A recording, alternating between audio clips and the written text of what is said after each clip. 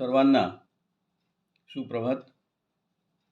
उद्या रविवार दिनांक 5 एप्रिल 2026ला EPS 95ची सभा अभियंता सहकारी पतसंस्था रुक्मिणीनगर अमरावती येथे श्री अशोक टेंबरे महाराष्ट्र सचिव EPS 95 आणि श्री अशोक थेटे जिल्हाध्यक्ष EPS 95 अमरावती यांनी आयोजित केली आहे.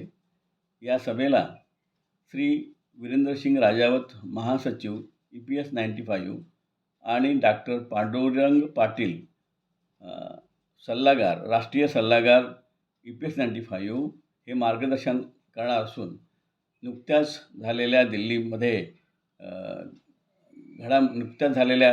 दिल्लीतील घडामोडी आणि लोकसभेत झालेली चर्चा त्यामध्ये सुप्रिया सुळे मॅडमनी भाग घेतला. त्यानंतर अर्थमंत्री श्रीमती निर्मला सीतारामन यांनी भाग घेतला आणि त्यानंतर लेबर मिनिस्टरमध्ये आपल्या शोभाताईंनी सुद्धा भाग घेतला आणि त्यांनी उत्तर दिलं. आणि थोडक्यात किमान पेन्शन वाढीमध्ये सर्व मंत्री आणि कामगार मंत्री यांना आणि लोकसभेचे खासदार या सर्वांना किमान पेन्शन वाढीसाठी संपूर्ण माहिती आहे असं म्हणायला हरकत नाही. आणि या सर्वांचा गोषवारा श्री पांडुरंग पाटील आणि श्री वीरेंद्रसिंग राजावत आपल्याला सांगणार आहेत. आता EPS 95 राहिलेली नाही आहे, त्याचं रूपांतर EPS 26मध्ये होणार आहे. त्याचा नवीन ड्राफ्ट बनवणे सुरू आहे. अर्थात त्यामध्ये राष्ट्रीय संघर्ष समितीला आपले विचार मांडण्यासाठी निमंत्रित केलं नाही आहे, पण तरीही राष्ट्रीय संघर्ष समितीचा प्रयत्न सुरू आहे. त्यात प्रामुख्याने हायर पेन्शनबाबत काय तरतूद आहे हे अजून माहिती झालेलं नाही आहे. त्याच्यामध्ये किमान पेन्शन वाढीमध्ये काय तरतूद करणार आहेत ते पण माहिती आपल्याला नाही आहे. पण किमान पेन्शनचा जो फॉर्म्युला आहे सध्याचा, पेन्शनेबल सॅलरी इंटू पेन्शनेबल सर्व्हिस भागीला 70, हा जो डिनॉमिनेटर आहे 70 हा आपल्या आयुष्याचे वर्ष आहेत.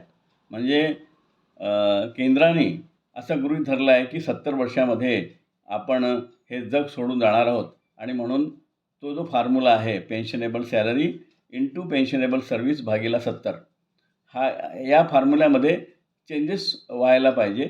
कारण पेन्शनेबल सॅलरी इंटू पेन्शनेबल सर्व्हिस भागीला आपली जेवढी सर्व्हिस झालेली आहे ते जर डिनॉमिनेटरमध्ये लिहिलं तर जो काही आपला पेन्शन आहे त्या पेन्शनमध्ये वाढ होईल.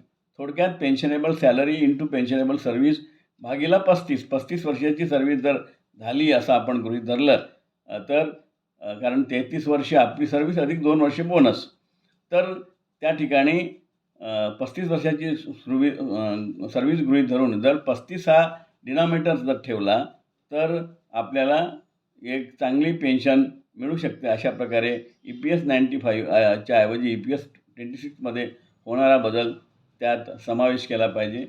त्याच्यानंतर दुसरा मुद्दा आहे की त्या ठिकाणी जे ॲक्च्युरियल रिपोर्ट प्रमाणे ही पेन्शन योजनाचा फंड जो आहे कॉर्पस आहे तो फायद्यात आहे की नाही हे ॲक्च्युरियल रिपोर्ट ठरवते.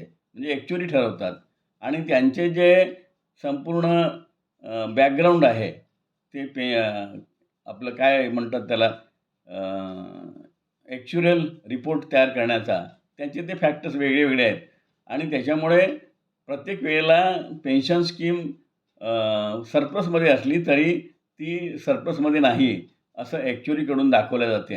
आणि म्हणून ही जी तरतूद आहे ॲक्च्युरियल चा रिपोर्ट घ्यायचा, ॲक्च्युअली रिपोर्ट घ्यायचा आणि त्याच्याप्रमाणे ते फंड फायदेशीर आहे की नाही असं ठरवायचं, ही तरतूद जी आहे ही तरतूद बंद झाली पाहिजे. आणि त्यामध्ये पेन्शन कॉन्ट्रिब्युशन किती मिळते, पेन्शन डिस्बर्स किती होते आणि इंटरेस्ट किती मिळतो आणि पेन्शन कॉर्पसमध्ये किती पेन्शन आहे या सबबीवरती पेन्शन ठरायला पाहिजे.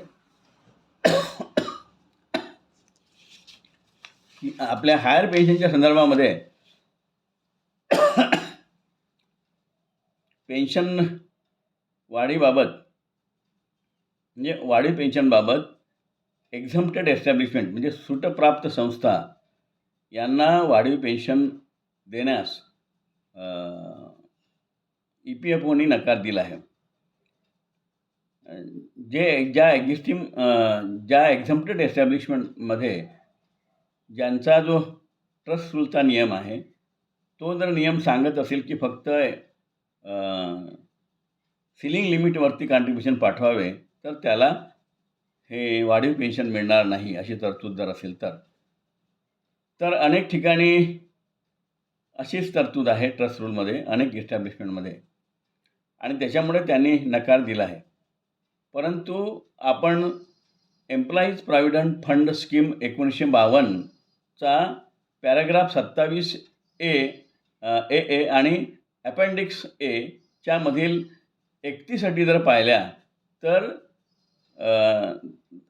10 आणि 11 जी अट आहे त्या अटीप्रमाणे या ट्रस्ट रूलमध्ये काहीही असले तरी ती वाढीव पेन्शन द्यायला पाहिजे अशी त्या ठिकाणी तरतूद आहे. आणि त्याच्यानंतर आपल्या सुप्रीम कोर्टाच्या जजमेंटमध्ये 4/11/22चा जो जजमेंट आहे त्याच्यामध्ये पॅराग्राफ 37, 38 आणि 39 आणि पॅराग्राफ 44(2) आणि 44(9) यामध्ये संपूर्ण तरतूद केली आहे आणि त्या ठिकाणी पेन्शन रूल ट्रस्ट रूल मध्ये ह्या सर्व प्रोव्हिजन असायला पाहिजे असं सुप्रीम कोर्टाने काहीही म्हटलेलं नाही. याच धर्तीवरती कलकत्ता हायकोर्ट आणि मद्रास हायकोर्ट यांनी निर्णय दिला आणि ट्रस्ट रूल हा आडवा येत नाही असा जजमेंट आहे. परंतु हे सिंगल बेंचचं जजमेंट आहे आणि आम्हाला जी माहिती मिळाली आहे ते कलकत्ता हायकोर्टाच्या जजमेंटच्या विरोधात ते सुप्रीम कोर्टात जाणार आहेत असं एक लेटर EPFOनी निर्गमित केलेलं आहे.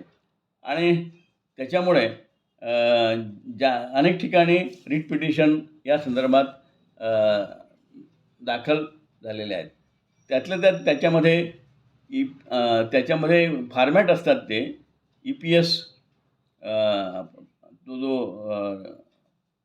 8 आणि 7 हा जो फॉर्मॅट आहे तो ॲन्युअल रिटर्नचा फॉर्मॅट आहे आणि तो फॉर्मॅट भरून पाठवला जातो. आणि तुम्हाला माहीत असेल की समजा एखादी गोष्ट त्या ठिकाणी पाठवली नसेल तरीसुद्धा एम्प्लॉयरच्या चुकीमुळे एम्प्लॉईंना नुकसान होऊ नये असं आत्ताचं एक बॉम्बे हायकोर्टाचं जजमेंट आहे. तुम्ही ते बघितलं असेल, जाधव वर्सेस EPFO. आणि त्यामुळे ह्या ज्या काही रिट पिटिशन्स आहेत त्या रिट पिटिशनचा निकाल जेव्हा केव्हा लागेल तेव्हा लागेल. परंतु सध्या तरी ही तरतूद आहे आणि या तरतुदीप्रमाणे वाढीव पेन्शन मिळायलाच पाहिजे. अर्थात आपण नागपूर हायकोर्टामध्ये पिटिशन टाकलेली होती आणि ती संपूर्ण MSCBच्या 60,000 एम्प्लॉईसाठी होती. अनेक लोकांनी आपले नावं दिले, रिजेक्शन नंबर दिले, परंतु काही कारणामुळे ती विड्रा करावी लागली आणि त्याच्यामुळे त्यामध्ये जवळपास 1 वर्ष एप्रिलपासून तर याच्यापर्यंत जवळपास 1 वर्ष त्यात गेला आणि मग मात्र आपल्याला ती केस विड्रा करावी लागली. त्याची कारणमीमांसा देणं या ठिकाणी उचित नाही आणि म्हणून मी कारणमीमांसा देत नाही. परंतु उद्याच्या बैठकीमध्ये या संपूर्ण बाबीची माहिती जी आहे ती वीरेंद्रसिंग राजावत आणि श्री पांडुरंग पाटील, डॉक्टर पांडुरंग पाटील हे सांगणार आहेत. ही जी मीटिंग आहे ही हरिभाऊ ठाकरे माजी मुख्य अभियंता यांच्या अध्यक्षतेखाली होणार आहे.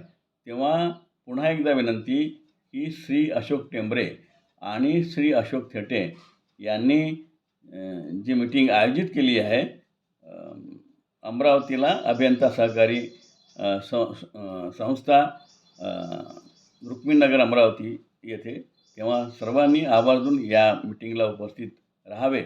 आणि शेवटी काय की डॉक्टर हिरेमठचा तुम्ही समजा व्हिडिओ बघितला असेल तर ते काय म्हणतात की आपण समूहामध्ये असायला पाहिजे, समूहामध्ये चर्चा होते आणि त्या चर्चेचा परिणाम आपल्या आरोग्यावर होते आणि आपलं आरोग्य सुदृढ होतो.